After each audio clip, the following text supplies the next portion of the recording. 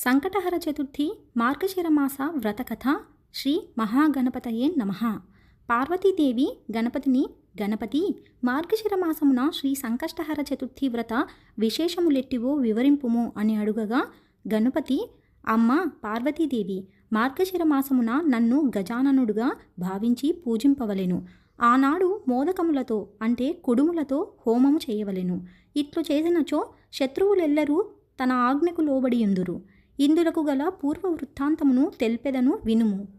పూర్వము త్రేతాయుగమున దశరథుడను చక్రవర్తి కలడు. అతనొక బ్రాహ్మణ బ్రహ్మచారిని నీటనున్న ఏనుగుగా భ్రమించి బాణముతో కొట్టగా అతను మృతి నొందెను.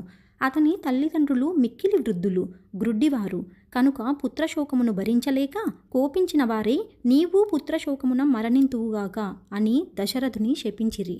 పిదప దైవ ప్రేరణచే దశరథుడు పుత్రకామేష్టి చేసెను.